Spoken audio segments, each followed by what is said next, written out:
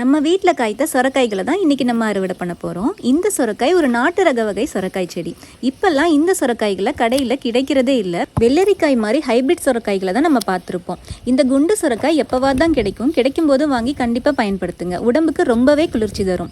இதோட விதைகள் கிடைச்சா கூட நீங்கள் வாங்கி நெட்டு வைங்க. பொதுவாகவே ஹைப்ரிட் காய்களை விட இந்த மாதிரியான நாட்டு காய்களுக்கு தான் சுவை அதிகமாக இருக்கும். அது மட்டும் இல்லைங்க, நம்ம மருந்து அடிக்காமல் உரம் போடாமல் நம்ம வீட்டிலே விளைஞ்ச காய்கள்னாலே ஒரு தனி டேஸ்ட் தான் இல்லையா? இந்த கொடி வகை செடிகளுக்கு நீங்கள் பந்தல் போட்டு விட்டிங்கன்னா நல்லா படர்ந்து காய்க்கும். அப்படி இல்லைன்னா வேலி அமைத்து அது மேலே கூட நீங்கள் படர விடலாம். மற்ற செடிகளில் போய் சிக்கிக்காமல் எந்த அளவுக்கு இடைவெளி இருக்கோ அந்த அளவுக்கு கொடி படர்ந்து காய்க்க ஆரம்பிக்கும்.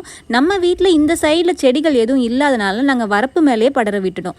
அதே மாதிரி இந்த சொரக்காய் செடிகளுக்கு கொஞ்சம் ஈரப்பதம் இருக்கிற மாதிரி பார்த்துக்கணும். அப்போ தான் செடிகள் வாடாமல் பூ பூத்து நிறைய பிஞ்சுகள் விடும். வெயில் காலம் ஆரம்பிக்க போகிறதுனால இந்த மாதிரி தண்ணி காய்களை நம்ம நிறைய பயன்படுத்தலாம். மற்றும் ஒரு பதிவில் சந்திக்கிறேன். நன்றி.